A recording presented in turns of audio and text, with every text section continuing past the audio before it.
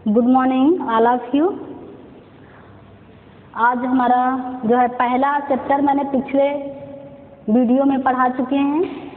और पिछले वीडियो में हमने आप लोगों को जो है बाल विकास के बारे में बताया कि बाल विकास का अर्थ क्या होता है, बाल विकास की परिभाषा क्या है, हमारे विषय में बाल विकास क्यों रखा गया, ये इतने महत्वपूर्ण क्यों माना गया, इसके बारे में हमने आपको समझाया। उसके बाद जो उनके द्वारा बनाए गए, मनोवैज्ञानिकों के द्वारा बनाए गए नियम हैं बाल विकास को लेकर, उनकी अवस्थाएं, उनके चरण, उनका विकास कैसे होगा समाज में, इन सब के बारे में हमने आपको जो है समझाया। अब दूसरा चैप्टर आज आपका शुरू होने जा रहा है। दूसरे चैप्टर में आपका जो है व्यक्तित्व है, व्यक्तित्व का विकास है, व्यक्तित्व के परीक्षण है।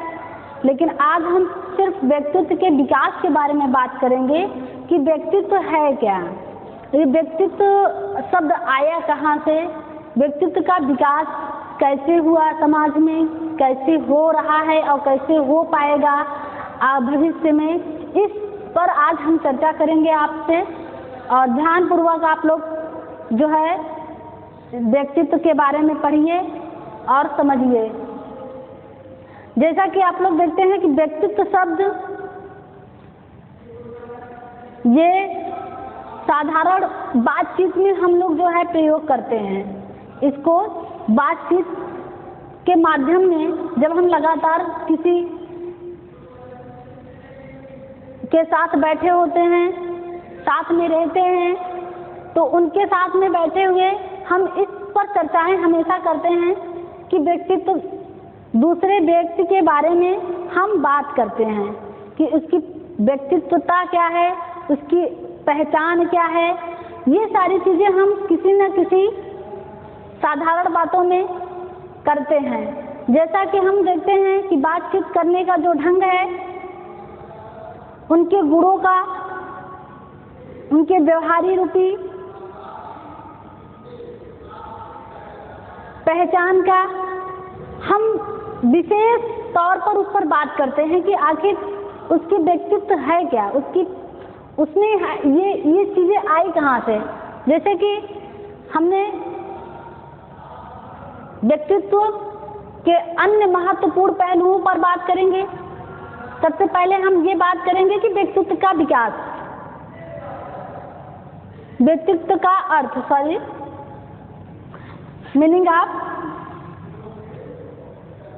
पर्सनालिटी। यहाँ हम व्यक्तित्व का अर्थ बताएंगे आपको। व्यक्तित्व का अर्थ कि आखिर इसका अर्थ क्या होता है।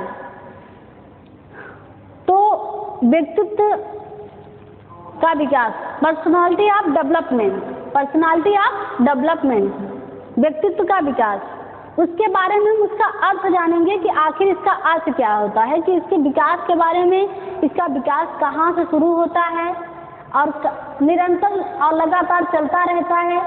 और इस विकास के अंतर्गत कौन कौन प्राणी हैं जिनमें ये सारी गुणवत्ता पाई जाती है, देखने को मिलता है, इसके बारे में हम इनके पहचान करेंगे।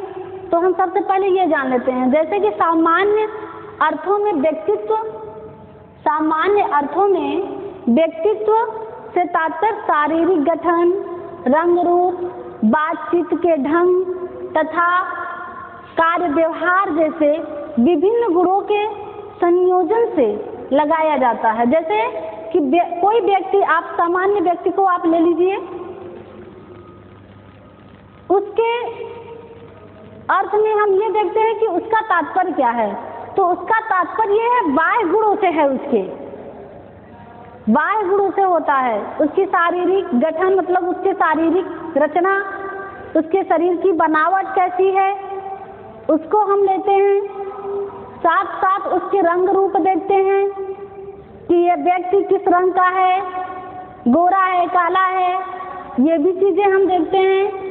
उसके बातचीत करने का ढंग देखते हैं कि वो कोई भी साधारण व्यक्ति में ऐसी कौन सी विशेषता है कि उसकी पहचान करने का या बात करने का तरीका क्या है उसको समझते हैं। फिर उसके कार्य व्यवहार को भी साथ साथ क्या करते हैं, उसके कार्य व्यवहारों को भी हम समझते हैं। वो क्या समाज में कार्य कर रहा है और उसका समाज के साथ कैसा संपर्क है, कैसा व्यवहार है, वह समाज में कितना सम्मानित व्यक्ति है, इस चीज पर हम और जैसे और उनके विभिन्न गुण जो होते हैं उनके संयोजन से लगाया जाता है। इन सारी समूहों को हम जब इकट्ठा करते हैं, एक साथ देखते हैं, तो एक व्यक्ति के सामान्य अर्थों में ये व्यक्तित्व पाई जाती है। उसी के संयोजन में ये लगाया जाता है कि ये व्यक्ति के अंदर होता है, उसकी शारीरिक गठन, रंग रूप, बातचीत का ढंग, उसके कार्य व्यवहार और उसके ऊपर जो उसके विभिन्न गुण दिखलाई पड़ती है, उन चीज पर हम बात करते हैं। अब व्यक्तित्व शब्द की अंग्रेजी क्या होती है? पर्सनालिटी होती है। व्यक्तित्व शब्द की अंग्रेजी क्या होती है? पर्सनालिटी। हमने हमेशा बात करते हैं यार इसकी पर्सनालिटी कैसी है, वो कितना लंबा है, वो कितना सुंदर है, वो देखने में बहुत अच्छी उसकी हाइट है, हाइट के बारे में बात करते हैं, उसके रंग के बारे में बात करते हैं। फिर कभी कभी ये कहते हैं कि उसकी बातचीत करने का तरीका बहुत अच्छा लगता है। ये सारी चीजें हम पर्सनालिटी के माध्यम से जानते हैं, इसके व्यक्तित्व के माध्यम से जानते हैं। पर्सनालिटी शब्द अंग्रेजी शब्द है, ये हिंदी शब्द हमारा व्यक्तित्व है, लेकिन इसकी अंग्रेजी क्या होगी? पर्सनालिटी होती है। अतः व्यक्तित्व का शाब्दिक अर्थ हम लेते हैं, अगर शाब्दिक तौर पर हम इसे माने तो इसका अर्थ यह निकल कर आता है कि व्यक्ति के बाह्य गुणों या बाह्य आचरण को इंगित करता है। हम शाब्दिक रूप में अगर ले लेते हैं तो व्यक्ति की किस पर अगर ये जो है इंगित करेगा? उसके बाह्य गुणों पर और उसके बाह्य आचरण पर इंगित करेगा कि उसकी आचरण क्या है समाज में, उसके परिवार में उसका आचरण, उसका स्वभाव कैसा है। इस पर हम बात करेंगे। पर्सनालिटी शब्द का उद्भव लैटिन भाषा के पर्सोना शब्द से हुआ है। लैटिन भाषा के पर्सोना शब्द से हुआ है। इसका अर्थ होता है मुखौटा। इसका अर्थ क्या होता है? पर्सोना का अर्थ क्या होता है? मुखौटा। यही लैटिन भाषा से निकल कर पर्सनालिटी भाषा से, पर्सोना शब्द से ही पर्सनालिटी शब्द का उद्भव हुआ है। पर्सनालिटी शब्द का उद्भव किससे हुआ? पर्सोना से हुआ है। पर्सोना शब्द कहाँ से निकल कर आया? लैटिन भाषा से निकल कर आया है। हम लैटिन भाषा कहीं कहीं यूज करते हैं, कभी कहीं यूनानी भाषा का भी यूज करते हैं। यूनानी भाषा से भी निकल कर आया, लैटिन भाषा से। लेकिन अगर देखा जाए, जैसे और बहुत सारे मनोवैज्ञानिकों का जो मत है और जो राइटरों का मत है, उनके लिखने का शब्द लैटिन भाषा से ही आता है कि लैटिन भाषा के पर्सोना शब्द से निकलकर लैटिन पर्सनालिटी शब्द का उद्भव हुआ है। तो इसका शब्द सीधे सीधे यह निकल कर आता है कि मुखौटा। मुखौटा क्या होता है? जैसे किसी दूसरे व्यक्ति के चेहरे का हम अभिनय करते हैं, उसके चेहरे का मुखौटा लगाकर नाटक करते हैं, रंगमंच पर अभिनय करते हैं, मैत्रीपूर्ण उसका व्यवहार करते हैं, तो ये मुखौटा शब्द वहीं से निकल कर आया। वहाँ पहले यही कहा जाता था कि दूसरे के चेहरे का मुखौटा बनाकर उसका जो है हम लोग नाटक किया करते थे। उसके द्वारा बनाए गए कहानी में जो चीजें दृश्य आती थी उसका हम रंगमंच पर अभिनय करते थे। तो वो शब्द वहीं से निकल कर आया है। इसके बाह्य गुणों से होगा, आंतरिक गुणों से नहीं, लेकिन बाह्य गुणों से होगा, बाह्य आचरण से होगा। ये सारी चीजें हम व्यक्तित्व के माध्यम से जानते हैं। सीधे सीधे से बात है कि व्यक्तित्व का शाब्दिक अर्थ है कि व्यक्ति के बाह्य गुणों या बाह्य आचरणों को इंगित करता है। पर्सनालिटी शब्द लैटिन भाषा के पर्सोना शब्द से उद्भव हुआ है इसका, इसका सीधे सीधे अर्थ यह होता है मुखौटा। मुखौटा का अर्थ में यही चीजें जो है हम दूसरे के रूपरेखा, रंग रूप, बातचीत करने का ढंग, उसके शारीरिक गठन का आवरण, ये सारी चीजें हम उनके व्यवहार, कार्य व्यवहारों के माध्यम से उसको जानने का प्रयास करते हैं। और साथ ही साथ कभी कभी हम उसको इंगित भी करते हैं कि इसकी पर्सनालिटी इस प्रकार है, यह बहुत अच्छा है। और उसके बाहरी आवरणों को, बाहरी आचरणों का समाज में लोग प्रशंसा करते हैं। इस चीज पर हम पर्सनालिटी पर विशेष ध्यान देते हैं।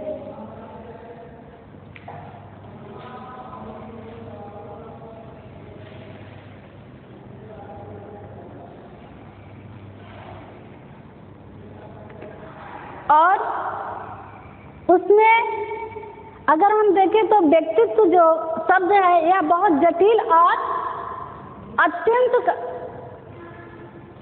कठिन माना जाता है। कभी कभी व्यक्ति की जो पर्सनालिटी होती है, मतलब उसके जो बाह्य गुण होते हैं, वो समाज के लिए कभी कभी हानिकारक भी हो जाते हैं।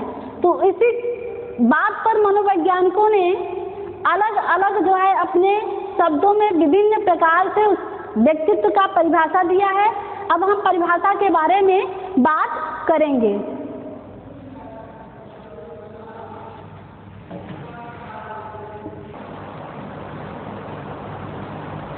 अभी आपने देखा कि हम आपको व्यक्तित्व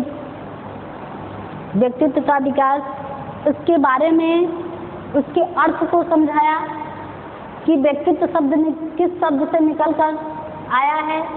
हमने बताया कि व्यक्तित्व, पर्सनालिटी अंग्रेजी भाषा है। अंग्रेजी भाषा ये लैटिन भाषा के पर्सोना शब्द से पर्सनालिटी शब्द का उद्भव हुआ है। इसमें इसका शाब्दिक अर्थ अगर हम ले लें तो व्यक्ति के बाह्य गुणों तथा बाह्य आचरणों को इंगित करता है। और साथ ही साथ जो है पर्सनालिटी यानी पर्सोना का अर्थ ये निकल कर आता है मुखौटा। किसी दूसरे व्यक्ति के चेहरे का मुखौटा लेकर लोग क्या करते हैं, अभिनय करते हैं, नाटक करते हैं रंगमंच पर। उसका तात्पर्य यही होता है। लेकिन साथ ही साथ उन्होंने व्यक्तियों के व्यक्तित्व के विकास के बारे में मनोवैज्ञानिकों ने अलग अलग मतभेद का अपना अलग अलग शब्दों में उसे व्यक्त किया कि इसका अर्थ क्या होता है, इसकी परिभाषा क्या होती है व्यक्तित्व की, उसके बारे में समझाया। जैसे हम ले लें जो है गिलफोर्ड के अनुसार, किसके अनुसार? गिलफोर्ड के अनुसार उन्होंने कहा कि व्यक्तित्व गुणों का समन्वित रूप है। क्या है? व्यक्तित्व गुणों का समन्वित रूप है। मतलब कि जो व्यक्ति के अंदर गुण होते हैं, जो गुण पाए जाते हैं, बाह्य गुण, उसका एक समान रूप है ये व्यक्तित्व। जैसे बाहरी आचरण को हमने बताया कि उसकी बाहरी आचरण के साथ साथ उसके एक समान रूप है। ये सभी गुणों को समन्वित करता है, समन्वित करके उसको एक साथ व्यक्त करता है। उनके कहने का आशय यह है कि व्यक्तित्व गुणों का समन्वित एक रूप माना है। वही हमारे जो है उडवर्थ महोदय ने कहा कि व्यक्तित्व व्यक्ति के व्यवहार की एक समग्र विशेषता है। कहा कि व्यक्ति के जो विशेषता होती है उसके व्यवहार से होती है। उसके व्यवहार में पाए जाने वाले जैसे अच्छी आदतें हों, अच्छे विचार हों, समाज के लिए, परिवार के लिए, घर के लिए, उन व्यवहारों का एक समग्र विशेषता होती है व्यक्ति के अंदर। ये तो पॉजिटिव भी हो सकता है और निगेटिव भी, दोनों निकल कर आते हैं इसमें, ऐसा नहीं है। व्यक्तित्व में दोनों चीज़ें निकल कर आती है, पॉजिटिव भी होती है और निगेटिव भी होती है। व्यवहार हमारा पॉजिटिव भी हो सकता है और निगेटिव भी हो सकता है। सकारात्मक व्यवहार भी हो सकता है और नकारात्मक व्यवहार भी हो सकता है। लेकिन ये व्यक्ति के व्यवहारों की एक समग्र विशेषता है, दोनों है,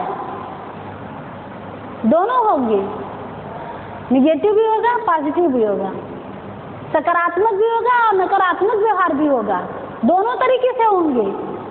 लेकिन उसकी क्या होगी, एक विशेषता होगी, वो उसका एक गुण है। हम किसी दूसरे व्यक्ति की पर्सनालिटी के बारे में, व्यक्तित्व के बारे में जब हम बात करते हैं तो हम कहते हैं कि अरे यार, साधारण तौर पर अगर मैं बात करूं, सामान्य तौर पर अगर मैं समझाऊं तो उसके विचारों को कहते हैं, क्या विचार है, क्या सोच है उसकी, दूसरों को लेकर अच्छा नहीं सोचता है, वो इस लायक नहीं है, तो है विशेषता उसकी है, किस कैसी है, निगेटिव है, निरर्थक है, नकारात्मक सोच है, उसको लेकर हम लोग सोचते हैं जो हमारे विषय में या किसी अन्य प्राणियों को ले लेते हैं, उनकी सोच उसके व्यक्तित्व पर निर्भर करता है कि वह कितना अच्छा सोच लेता है, समाज में कितना अच्छा व्यवहार कर लेता है, कितने अच्छे से वह अपने आप को व्यक्त कर सकता है लोगों के सामने। वह एक समग्र उसकी विशेषता है, व्यक्तित्व व्यवहार की एक समग्र विशेषता मानी गई। उसी जगह हमारे ड्राइवर महोदय क्या कहते हैं अपने शब्दों में कि व्यक्तित्व शब्द का प्रयोग व्यक्ति की शारीरिक, मानसिक और सामाजिक गुणों के उस एकीकृत गत्यात्मक संगठन के लिए किया जाता है जिसे व्यक्ति में व्यक्त करता है, जिसे व्यक्ति में अन्य व्यक्तियों के साथ अपने सामाजिक जीवन के आदान प्रदान में व्यक्त करता है। हम जैसे मान लें, साधारण तौर पे उनके कहने का मतलब ये है कि व्यक्ति की शारीरिक, मानसिक और सामाजिक इन तीनों गुणों को अन्य व्यक्तियों के साथ वह क्या करता है, अपने जीवन, समाज में या सामाजिक तौर पर अपने जीवन में एक दूसरे के साथ आदान प्रदान करता है। होता है कि समाज में रहने वाले, क्योंकि समाज क्या है, समाज तो ये प्राणी से तो बनता नहीं है। जहाँ पे 4 लोग होते हैं, 4 समूह होता है, उसी को हम समाज कहते हैं। समाज हमसे नहीं, समाज से हम हैं, समाज हमसे नहीं है। जब हम ही नहीं होंगे तो समाज किस चीज का?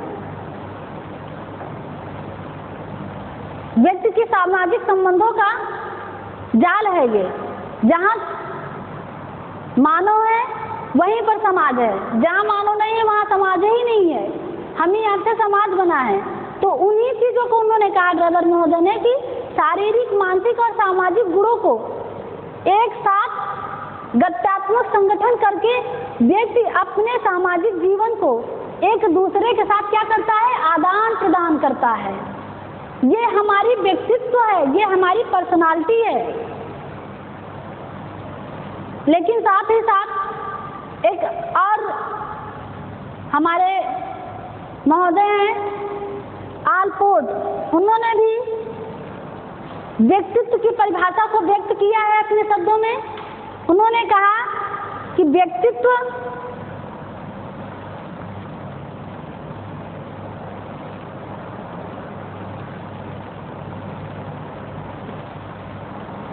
अभी तो हमने गिलफोर्ड और जो है वुडवर्थ और ड्राइवर के शब्दों में पढ़ा। उन्होंने कहा एक समग्र विशेषता है, व्यवहार की एक समग्र विशेषता है। किसी ने कहा कि व्यक्तित्व समन्वित रूप है, किसी ने कहा सामाजिक, शारीरिक, मानसिक और सामाजिक गुणों के उस एकीकृत और उसके व्यवहारों का आदान प्रदान करना ही व्यक्तित्व है। लेकिन गिलफोर्ड क्या कहते हैं, इनके बारे में हम आलपोर्ट महोदय क्या कहते हैं, इनके बारे में हम पढ़ेंगे कि आलपोर्ट महोदय अपने शब्दों में व्यक्तित्व को कैसे परिभाषित करते हैं। आलपोर्ट, ये बहुत ही महत्वपूर्ण परिभाषा है। इस परिभाषा को हर,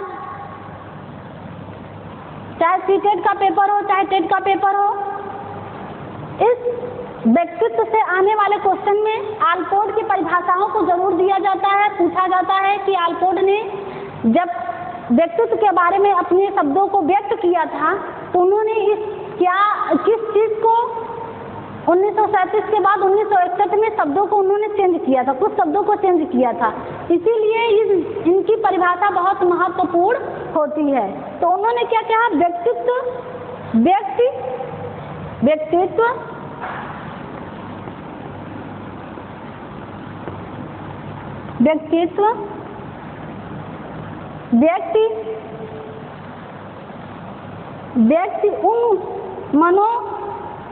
उन शारीरिक गुणों का व्यक्ति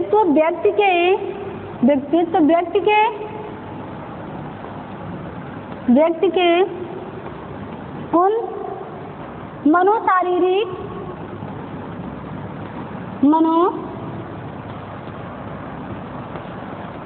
शारीरिक गत्यात्मक मनोशारीरिक गुणों का गत्यात्मक संगठन है। शारीरिक गुणों का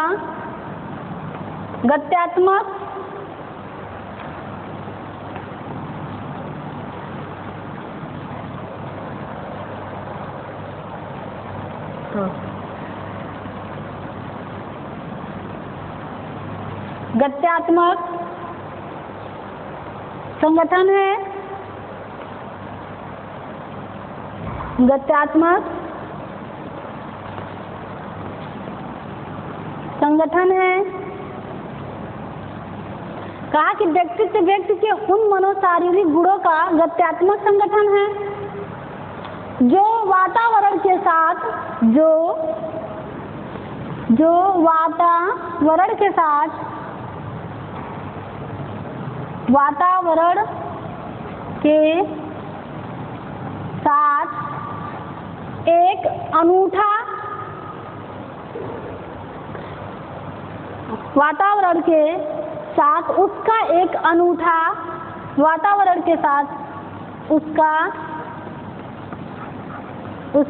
एक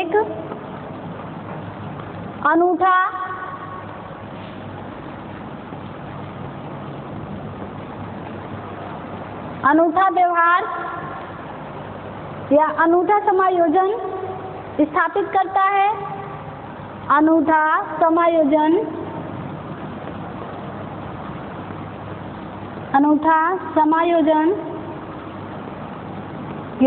स्थापित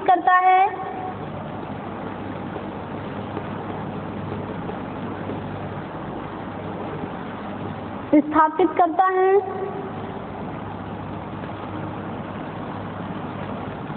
ये हमारे आलपोर्ट महोदय ने 1937 में उन्होंने अपने शब्दों में कहा कि व्यक्तित्व व्यक्ति के उन मनोशारीरिक गुणों का गत्यात्मक संगठन है जो वातावरण के साथ उसका एक अनूठा समायोजन स्थापित करता है। लेकिन फिर कुछ दिनों बाद उन्होंने अपनी परिभाषाओं में अपने लगभग 50 लोगों पर 50 परिभाषाओं को उन्होंने विश्लेषण किया, वर्गीकरण करने के बाद उन्होंने अपने परिभाषाओं में चेंजिंग लाया, उसे चेंज किया, उसे बदला कि नहीं, एक अनूठा समायोजन न होकर ये जो वातावरण के साथ उसका एक अनूठा समायोजन स्थापित करता है, यही शब्द को उन्होंने जो है 1961 में चेंज कर दिया।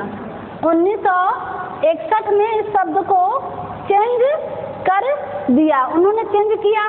चेंज में क्या कहा, जो वातावरण है उसकी जगह क्या लिख कर दिए, विशिष्ट व्यवहार किए। विशिष्ट व्यवहार तथा विचार को रखा। इसी जगह उन्होंने 1961 में कहा कि वातावरण के साथ उसका एक अनूठा समायोजन स्थापित करना। इस शब्द को हटाकर उन्होंने कहा विशिष्ट व्यवहार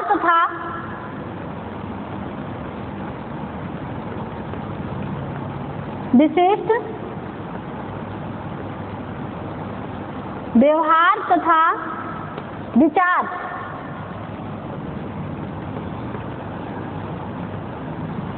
अपने परिभाषाओं में यही चेंजिंग लाया था। इसीलिए आलपोर्ट का जो परिभाषा है वो जितने भी जो है एग्जाम होते हैं वनडे, उन एग्जामों में मनोविज्ञान के जब प्रश्न आते हैं, सीटेट हो चाहे टेट हो, उनमें आलपोर्ट के अगर व्यक्तित्व से जो क्वेश्चन उठता है तो उसमें आलपोर्ट का जो है ये व्यक्तित्व की परिभाषा जरूर पूछता है। उसमें यही चीज पूछता है कि जो ये वातावरण के साथ उसका एक अनूठा समायोजन स्थापित करना था, उस शब्दों को कहाँ प्रयोग चेंज किए थे, किस सन में चेंज किए थे।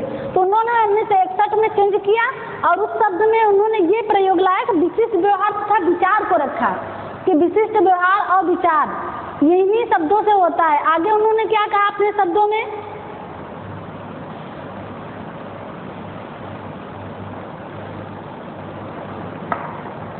जैसे पहले कहे कि व्यक्तित्व प्रकृति संगठन का गत्यात्मक है। व्यक्तित्व प्रकृति संगठन का गत्यात्मक संगठन है।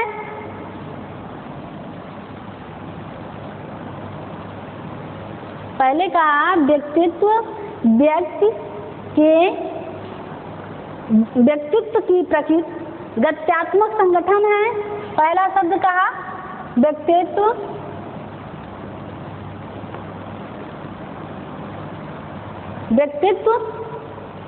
की प्रकृति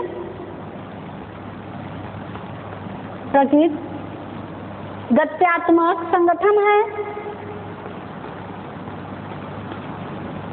गत्यात्मक संगठन है। गत्यात्मक संगठन है। दूसरे शब्दों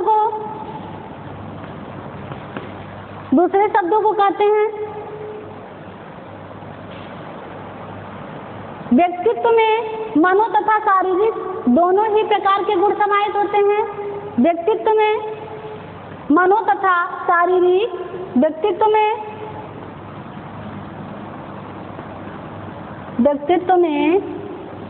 मनो तथा शारीरिक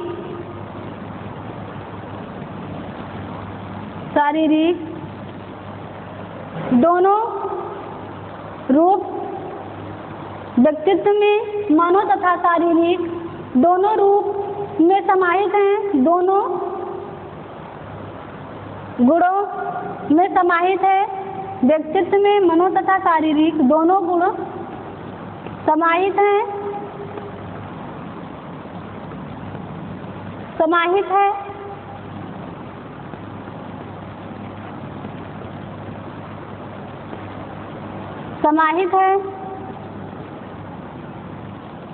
और तीसरा कहते हैं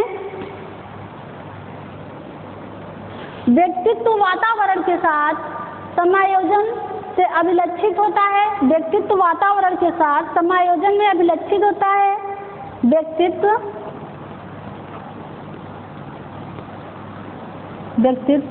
वातावरण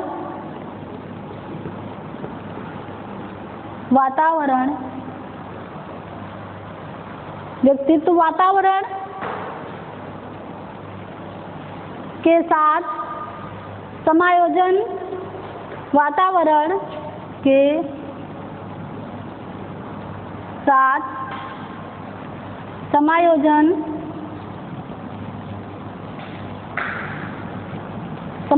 में अभिलक्षित होती है।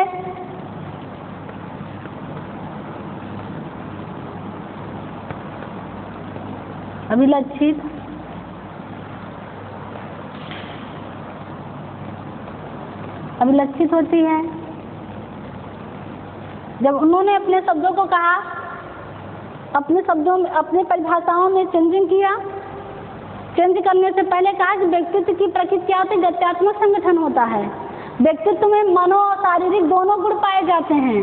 और फिर तीसरे शब्दों में उन्होंने कहा कि वातावरण के साथ समायोजन अभिलक्षित ये करता है। जैसे कोई व्यक्ति हो समाज के साथ, परिवार के साथ, वहाँ के परिवेश के साथ, वातावरण के साथ अपने व्यवहार को स्थापित करता है, अपने व्यवहार में समायोजन, मतलब जो भी उस समाज परिवार का वातावरण होता है उसके साथ वो क्या करता है? समायोजन कर लेता है।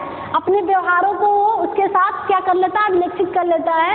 एक दूसरे के साथ रहना, खाना पीना, पहनना, ओढ़ना, रंग रूप डाल, जितनी भी चीजें हैं एक व्यक्ति के अंदर, वह अपने वातावरण के साथ समायोजन कर लेता है। यह हमारा जो है आलपोर्ट महोदय ने कहा। जो चेंजिंग लायक है उसके बारे में अब हम बताएंगे कि उन्होंने 1961 में अपनी परिभाषा में जो चेंज किया, तो चेंज के बाद जो विशिष्ट व्यवहार और विचार थे उसको किस माध्यम से व्यक्त किए थे अपने शब्दों में, इसके बारे में हम चर्चा करेंगे।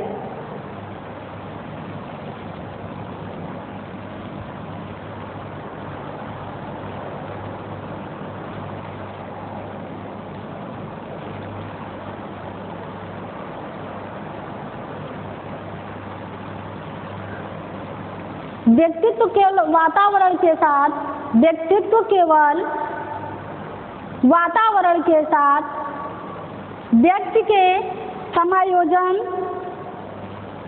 को ही निर्धारित नहीं करता है, समायोजन को ही निर्धारित नहीं करता है, बल्कि एक अलग पहचान बनाने में उसके, एक अलग पहचान बनाने में उसके विशिष्ट व्यवहार तथा विचारों को जो है उसके साथ निर्धारण करती हैं।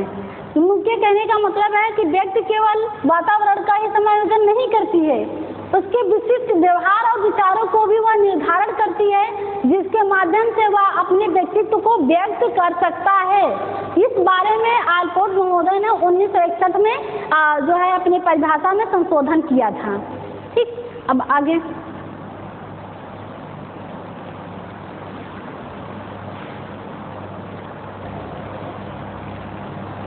अभी आपने देखा कि हमने व्यक्तित्व के परिभाषाओं को मनोवैज्ञानिकों द्वारा उनके शब्दों में अलग अलग ढंगों से भिन्न भिन्न शब्दों में बताया गया, और शब्दों में कहा कि व्यक्तित्व के गुणों की पहचान समाज में उनके स्वभाव, विचार, चरित्र, ये सब उसके व्यक्तित्व पर ही निर्भर करता है। उसके साथ साथ आज फिर हम पढ़ेंगे, परिभाषा पढ़ें, अर्थ पढ़ें, अब उसके साथ हम पढ़ेंगे प्रकार, types of personality. Types of personality के बारे में पढ़ेंगे कि व्यक्तित्व के कितने प्रकार होते हैं, या शरीर रचना के दृष्टिकोण से पढ़ेंगे, सामाजिक दृष्टिकोण से पढ़ेंगे, मनोवैज्ञानिक दृष्टिकोण से पढ़ेंगे, भारतीय दृष्टिकोण के आधार पर पढ़ेंगे कि ये व्यक्तित्व को कितने जो है वर्गों में से विभाजित किया गया है, इसके बारे में पढ़ेंगे। सबसे पहले ये जान लेते हैं कि व्यक्तित्व के प्रकार से तात्पर्य क्या होता है। व्यक्तियों के ऐसे वर्ग या गुणों से होता है, ऐसे वर्ग या गुणों की से होता है, उसके दृष्टि से अगर हम देखें तो एक दूसरे से के समान और एक दूसरे में भिन्नता पाई जाती है, एक दूसरे के समान और भिन्नता रखी जाती है। कभी कभी ऐसा होता है कि एक समान चेहरा हो जाता है, जैसे जुड़वे बच्चे होते हैं तो उनका जो चेहरा होता है कभी अलग नहीं होता, वो समान होते हैं, उनमें कोई भिन्नता नहीं पाई जाती है।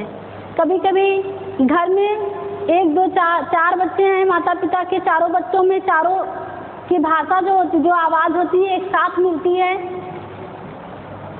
उनका पहनावा, ओढ़ना, वेशभूषा, रंग मिलता है, लेकिन फिर भी एक दूसरे से भिन्नता रखती है पर्सनालिटी। व्यक्तित्वता क्या करती है? व्यक्तित्व हमेशा एक दूसरे को क्या करती है? एक समान रखने के बावजूद भी भिन्नता पाई जाती है। उसके बारे में समझिए, जानिए कि उन्होंने क्या किया। मनोवैज्ञानिकों के द्वारा भिन्न भिन्न और अलग अलग शब्दों में से वर्गीकृत किया गया है। जैसे कि हमारे प्राचीन भारतीय तथा पाश्चात्य परंपराओं ने अलग शब्दों में से वर्गीकृत किया है कि व्यक्तित्व की पहचान कितने भागों में हम कर सकते हैं। जैसे एक हमारे पाश्चात्य यूनानी मनोवैज्ञानिक या चिकित्सीय मनोवैज्ञानिक थे, उन्होंने व्यक्तित्व की पहचान किया और व्यक्तित्व के बारे में बताया। वो जो चिकित्सीय मनोवैज्ञानिक थे उनका नाम था हिप्पोक्रेटस। हिप्पोक्रेटस ने बताया कि आदमी व्यक्तित्व जो होते हैं 3 प्रकार के होते हैं। व्यक्ति के अंदर 3 प्रकार की व्यक्तित्वता पाई जाती है। पहला क्या पाया जाता है? क्रोधी प्रवृत्ति के होते हैं, आशावादी प्रवृत्ति के होते हैं और शिक्षावादी प्रवृत्ति के होते हैं। उन्होंने 3 चरणों में इसको वर्गीकृत किया। तीनों चरणों में उन्होंने बताया कि कोई व्यक्ति ऐसे होते हैं जो सिर्फ क्रोधी होते हैं, कुछ व्यक्तियों में आशावादी मतलब देखने को मिलता है और कुछ व्यक्ति ऐसे पाए जाते हैं समाज में जो शिक्षावादी होते हैं। इन 3 भागों में उन्होंने वर्गीकृत किया। क्रोधी जो व्यक्ति होते हैं वह समाज के लिए हानिकारक होते हैं। वह समाज में कभी अपने स्वभाव, अपने आचरण, अपने विचार, बाह्य गुणों का जो समायोजन करते हैं वह सही ढंग से नहीं कर पाते हैं। समाज में कई प्रकार की बुराइयां फैलाते हैं। इस प्रकार से हिप्पोक्रेटस ने कहा। और जो आशावादी व्यक्ति होते हैं उनमें क्या गुण पाया जाता है? जैसे आशावादी व्यक्ति हो गए, उनको हमेशा सकारात्मक विचारों में रखा गया। वो सिर्फ क्या करते हैं कि उनको किसी भी वस्तु या समाज में हो रहे बुराइयां अच्छाइयों में बदलने की हमेशा तत्पर रहते हैं। ऐसे व्यक्ति क्या होते हैं? आशावादी होते हैं। हमेशा कुछ न कुछ प्रकृति या मनुष्य से पाने की हमेशा आशा बनाए रखे रहते हैं। और दूसरी चीज, तीसरी वर्गीकृत में उन्होंने कहा शिक्षावादी। कुछ व्यक्तियों में जो समाज में रहने वाले हैं वो न क्रोधी होते हैं न ही आशावादी होते हैं। वो क्या होते हैं? शिक्षावादी होते हैं, जो समाज को या समाज का विकास कर सके या समाज को एक अच्छा रूप बना सके समाज में। वो ऐसे व्यक्ति होते हैं कि शिक्षा को लेकर उनके मन में भिन्न भिन्न प्रकार की नवीन चीजों को ले आने की जो है प्रवृत्ति उनके अंदर बनी रहती है। वो क्या होते हैं? व्यक्ति शिक्षावादी होते हैं।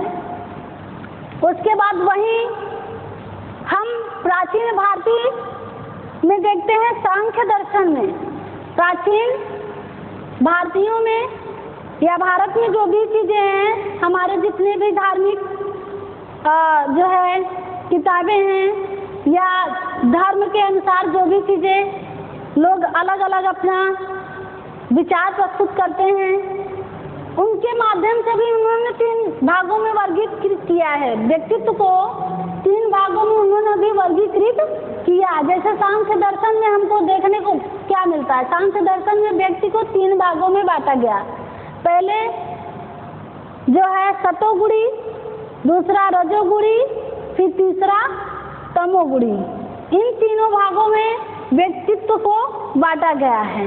अब हम वर्तमान समय में देखें तो मनोवैज्ञानिकों ने अलग अलग शब्दों में व्यक्तियों के बारे में चर्चा किया है। व्यक्तियों के बारे में कौन कौन से चर्चाएं की हैं, किस दृष्टिकोण पर उन्हें अलग अलग प्रकार बताए हैं, उनके बारे में अलग अलग प्रकार बताए हैं। इसके बारे में हम पढ़ेंगे।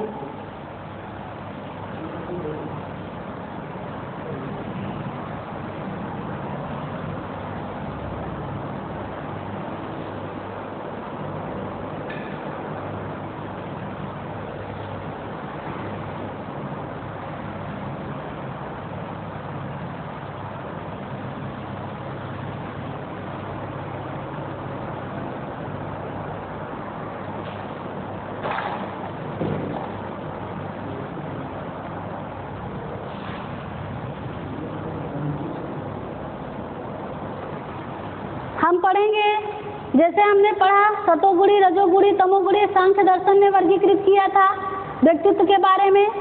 हिप्पोक्रेटस ने भी कहा था कि व्यक्तित्व 3 प्रकार के होते हैं, क्रोधी होते हैं, आशावादी होते हैं और शिक्षावादी होते हैं। उसी प्रकार अब हम वर्तमान समय में मनोवैज्ञानिकों के द्वारा व्यक्तियों के बारे में जो चर्चा की गई है, किसके आधार पर, सबसे पहले हम पढ़ेंगे शरीर रचना दृष्टिकोण से कि व्यक्ति कितने प्रकार के होते हैं। शरीर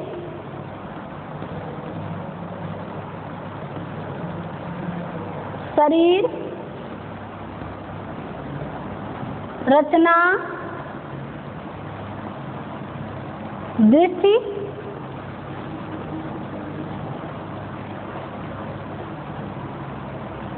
शरीर रचना दृष्टिकोण के आधार पर हम जो है व्यक्तित्व के प्रकार को पढ़ेंगे कि शरीर के आधार पर कितने प्रकार के व्यक्तित्व होते हैं और किस मनोवैज्ञानिकों ने 3 प्रकार के भागों में से वर्गीकरण किया है।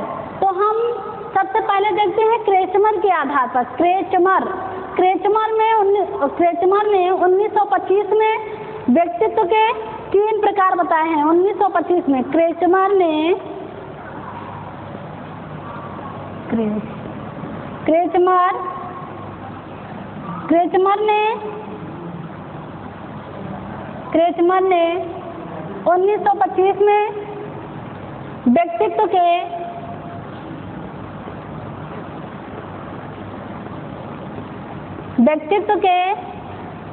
व्यक्तित्व के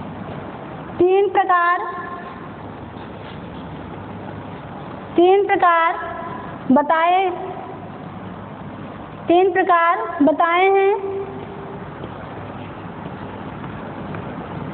3 प्रकार बताए हैं।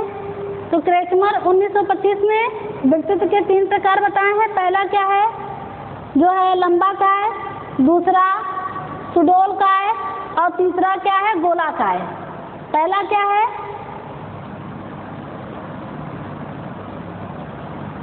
लंबाकाय,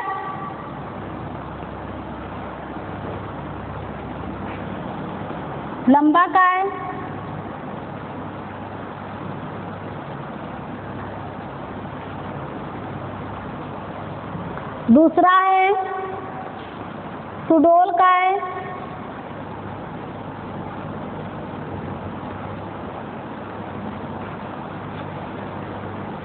और तीसरा क्या है, गोलाकाय।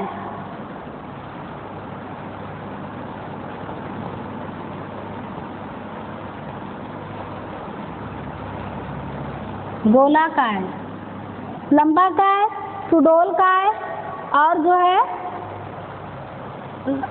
लंबाकाय, सुडोलकाय और गोलाकाय, इन 3 भागों में वर्गीकरण किया है हमारे क्रेचमर महोदय ने 1925 में। उन्होंने ये बताया कि व्यक्ति 3 प्रकार के होते हैं। हम सबसे पहले ये जानेंगे स्थानिक, लंबाकाय को स्थानिक बोलते हैं और सुडोलकाय को एथलेटिक्स बोलते हैं और गोलाकाय को पिकनिक बोलते हैं।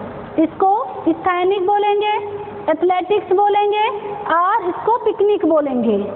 इन 3 भागों में इन्होंने जो है व्यक्ति के व्यक्तित्व को वर्गीकरण किया है, लंबाकाय, सुडोलकाय और गोलाकाय। हम इन्हीं तीनों में देखेंगे कि लंबाकाय और सुडोलकाय और गोलाकाय क्या क्या इनमें गुण पाए जाते हैं व्यक्तित्व के, कैसे गुण होते हैं। जो लंबाकाय के व्यक्ति होते हैं उनमें कौन कौन से गुण पाए जाते हैं। ऐसे व्यक्ति लंबे तथा दुबले पतले शरीर के होते हैं। ऐसे जो व्यक्ति होते हैं, ऐसे व्यक्ति इसको क्या बोलते हैं, स्थानिक, एथलेटिक और जो है पिकनिक, गोलाकाय। तो लंबाकाय में क्या होता है, ऐसे व्यक्ति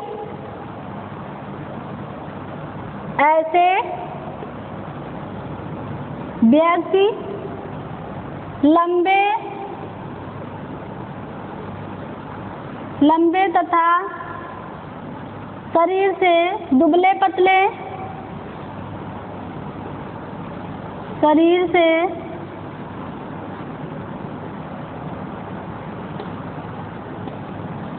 दुबले पतले होते हैं।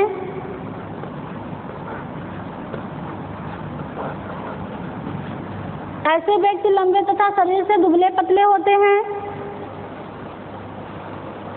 ये दूसरों से घनिष्ठ संबंध बनाने में तथा अपने सीधे सीधे ऐसे व्यक्ति जो होते हैं घनिष्ठ संबंध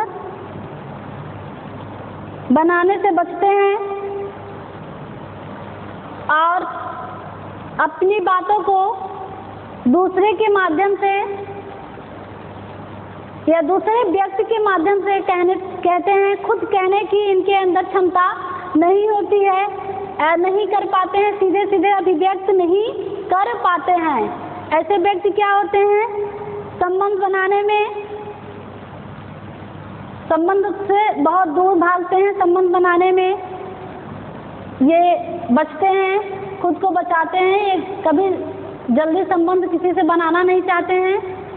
और दूसरी चीज, ऐसे व्यक्ति अपने बातों को सीधे सीधे व्यक्त नहीं कर पाते हैं। इनके अंदर वो क्षमता नहीं होती है कि अपने बातों को खुद अभिव्यक्त कर सकें या किसी के सामने अपनी प्रॉब्लम्स, अपनी समस्या को कह सकें। ऐसे व्यक्ति जो है दूसरे के माध्यम से अपने बातों को रखता है, दूसरे के माध्यम से अपनी बातों को कहवाता है। एक गुण जो है लंबा काय मतलब स्थानिक जो है व्यक्तित्व या लंबा काय के जो व्यक्तित्व होते हैं उनमें ऐसे गुण पाए जाते हैं। ऐसे व्यक्ति लंबे होते हैं तथा शरीर से दुबले पतले होते हैं। ये संबंध बनाने से बचते हैं। ये अपनी बातों को सीधे सीधे अभिव्यक्त नहीं कर पाते हैं। तीसरी चीज, ऐसे व्यक्ति क्या होते हैं, आत्म केंद्रित होते हैं। ये व्यक्ति क्या होते हैं, आत्म केंद्रित होते हैं।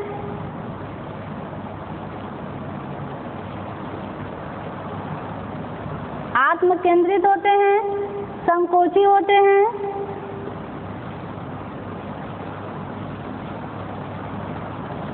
आत्म केंद्रित होते हैं, संकोची होते हैं। बौद्धिक स्व आलोचक होते हैं, बौद्धिक स्व आलोचक होते हैं।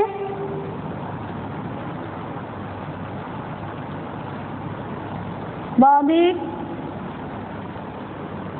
स्व आलोचक,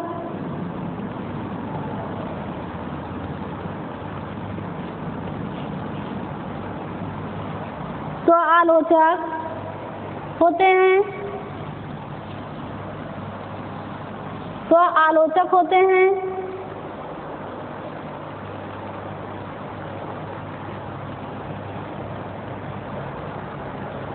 वह अंतर्मुखी प्रकृति के होते हैं। वह तथा अंतर्मुखी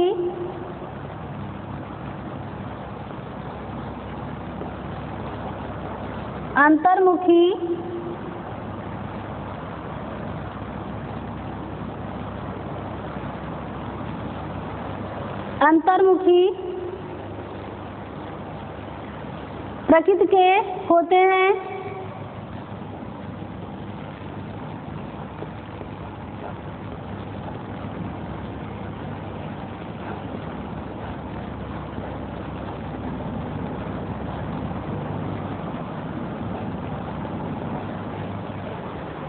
हम क्रेचमर के अनुसार या क्रेचमर ने 1925 में व्यक्तित्व के 3 प्रकार बताए थे।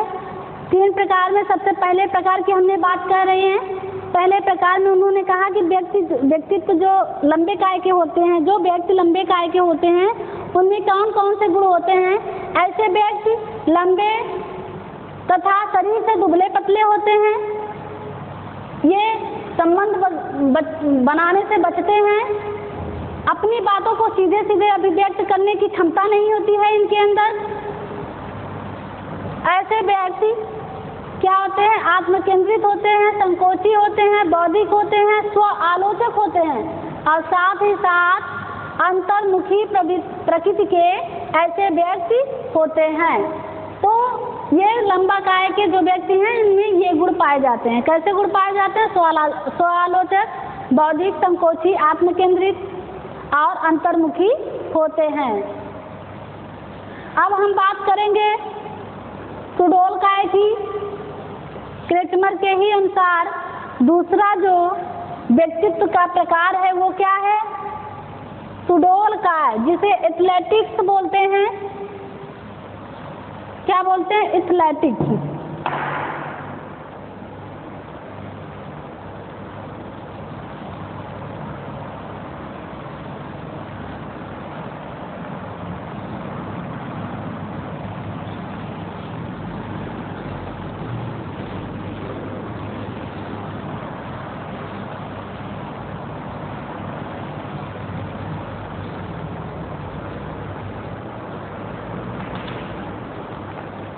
सुडोल काय। दूसरा प्रकार क्या है? सुडोल काय।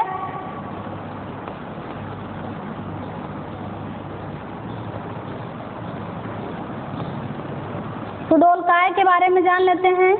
ये कैसे प्रकार के, ये व्यक्ति कैसे प्रकार के होते हैं? कौन से गुण इसके अंदर पाए जाते हैं? तो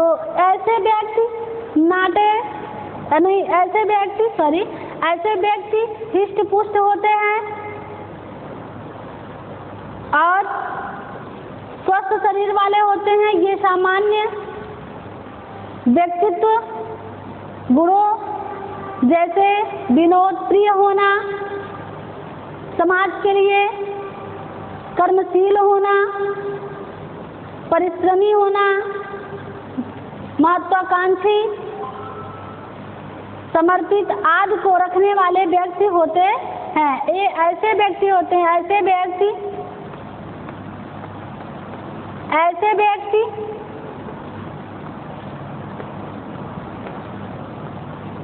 हिष्ट पुष्ट,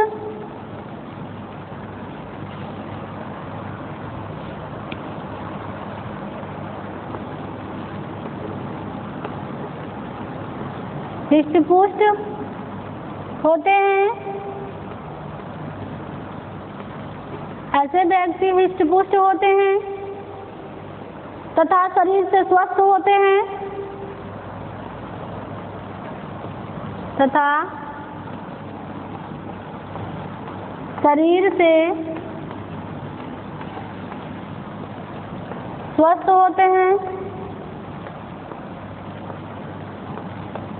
स्वस्थ होते हैं।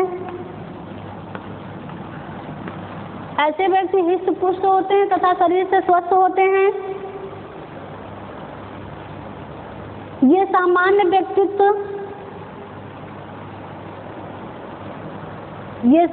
व्यक्तित्व के साथ साथ अन्य गुणों को भी अपने साथ व्यक्त करते हैं। ये सामान्य व्यक्ति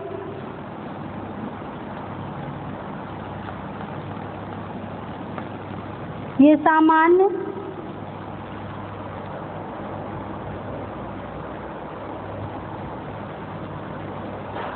सामान्य व्यक्तित्व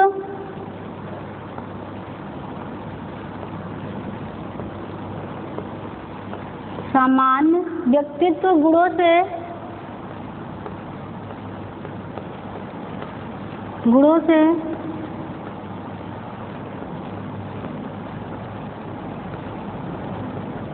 होते हैं। ये सामान्य गुणों से होते हैं।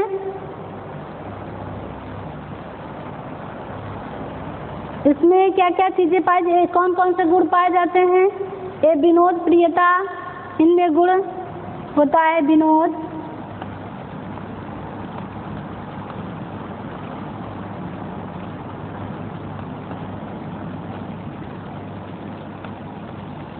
विनोद प्रियता, कर्मशील,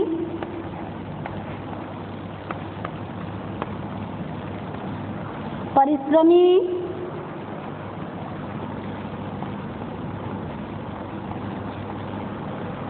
परिश्रमी,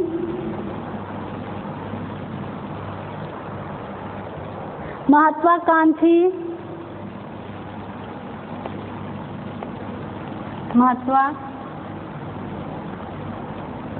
महत्वाकांक्षी आदि गुण पाए जाते हैं।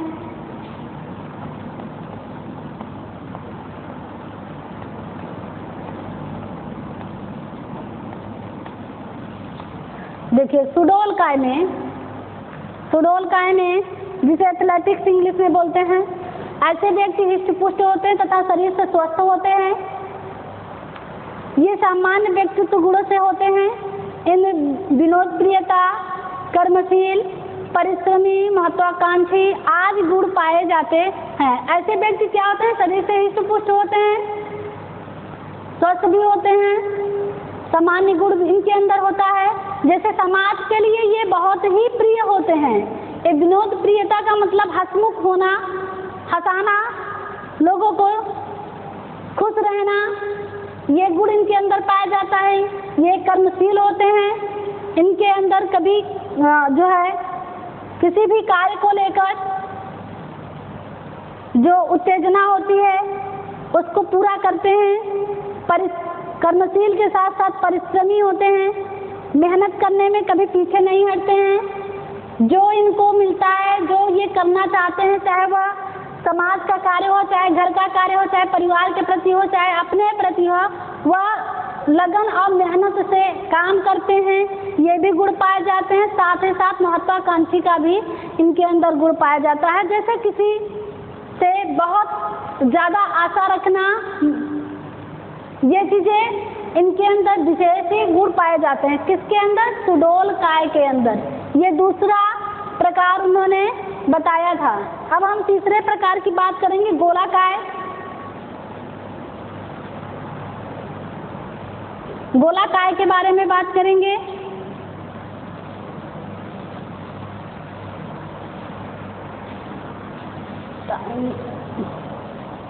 क्या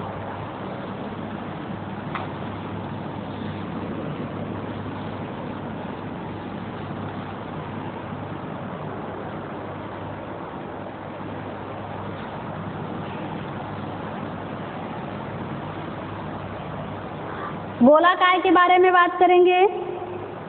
ऐसे व्यक्ति नाटे मोटे होते हैं।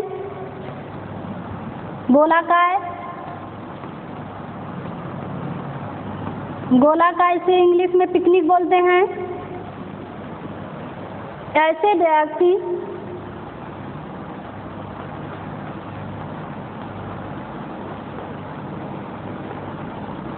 व्यक्ति नाटे तथा मोटे होते हैं। नाटे तथा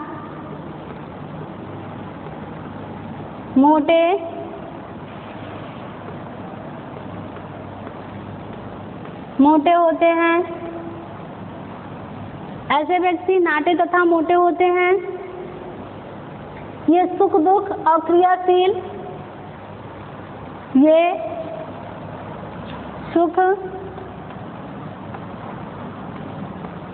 सुख दुख क्रियाशील,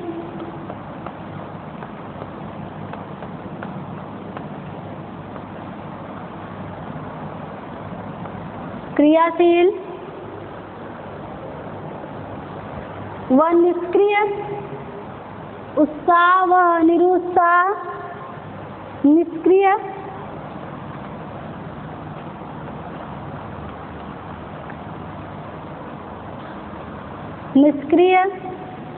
तथा उत्साह,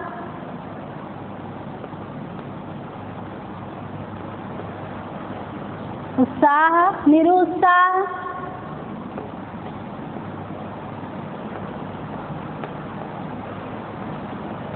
सरल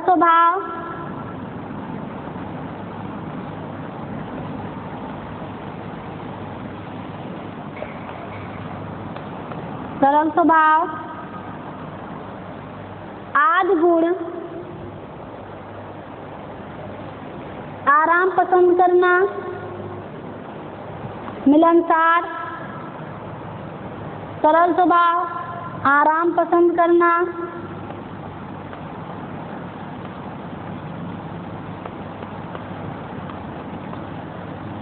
आराम पसंद,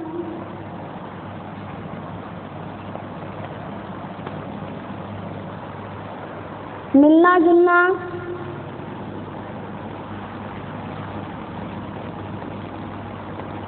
मिलना,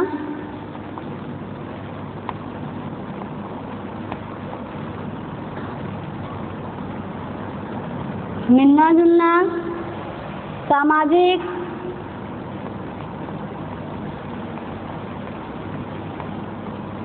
सामाजिक आदि गुण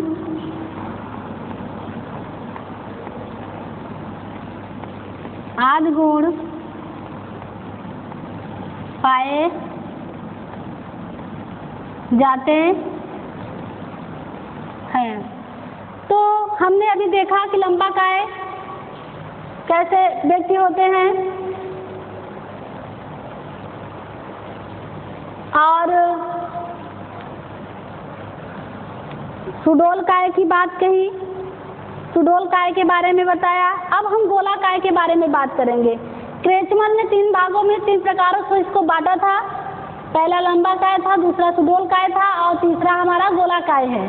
तो हमने लंबा काय और गोला काय के बारे में बताया। इस प्रकार के व्यक्ति के अंदर व्यक्तित्वता की गुण पाई जाती है। अब मैं गोला काय के बारे में बात करूँगी। गोला काय ऐसे व्यक्ति क्या होते हैं, नाटे तथा मोटे होते हैं। ये सुख दुख और क्रियाशील, निष्क्रिय तथा उत्साह निरुत्साह, सरल स्वभाव, आराम पसंद करना, मिलना जुलना, सामाजिक आदि गुण इनके अंदर ऐसे पाए जाते हैं। ये व्यक्ति हमेशा दोनों प्रकार से है इनके अंदर, ये उत्साहित भी होते हैं, निरुत्साह भी हो जाते हैं। इनका स्वभाव हमेशा सरल होता है। ये दूसरे व्यक्ति के लिए हमेशा सरल स्वभाव, ये नहीं है कि किसी व्यक्ति से इनका हमेशा झगड़ा होना, बात पर लड़ जाना, ये इस प्रकार का स्वभाव इनके अंदर नहीं होता। ये सबसे ज़्यादा क्या करते हैं, आराम पसंद करना बहुत पसंद करते हैं। इनको आराम चाहिए। जैसे कोई कार्य करते हैं फिर करने के बाद इनको थकान बहुत ज़्यादा महसूस होता है, तो ये क्या करते हैं कि आराम कर लेंगे तो इनको फिर से जो है उत्साह होगा, किसी दूसरे काम करने में इनका मन लगेगा। तो फिर मिलना और जुलना मतलब एक दूसरे व्यक्ति से मिलना जुलना, समाज में रहना, समाज के प्राणियों के साथ अपने व्यवहार को व्यक्त करना, ये सारी गुण जो है गोला काय के जो व्यक्ति होते हैं उनके अंदर पाया जाता है। ये कैसे होते हैं, नाटे तथा मोटे होते हैं। इनकी लंबाई नहीं होती है बहुत ज़्यादा, ये हिष्ट पुष्ट नहीं होते हैं, ये छोटे कद के होते हैं। जैसे लंबा काय में क्या होता है, लंबे होते हैं और दुबले पतले होते हैं। लेकिन और जो है सुडौल में क्या है, हिष्ट पुष्ट होते हैं, शरीर इनकी स्वस्थ रहती है। वैसे गोला काय में क्या है, ये व्यक्ति नाटे तथा मोटे होते हैं।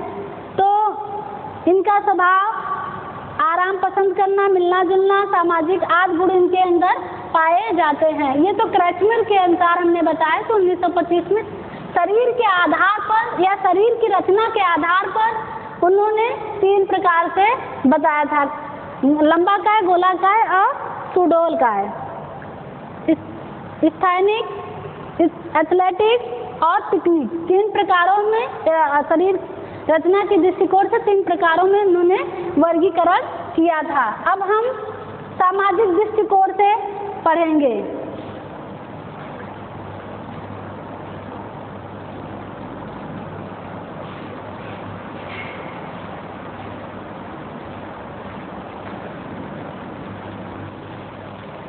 अभी देखिए टाइप्स ऑफ पर्सनालिटी, मैंने व्यक्तित्व के प्रकार के बारे में बताया, शरीर रचना के दृष्टिकोण से बताया। क्रेचमर ने 1925 में 3 प्रकार के व्यक्तित्व का वर्णन किया था, वर्गीकरण किया था।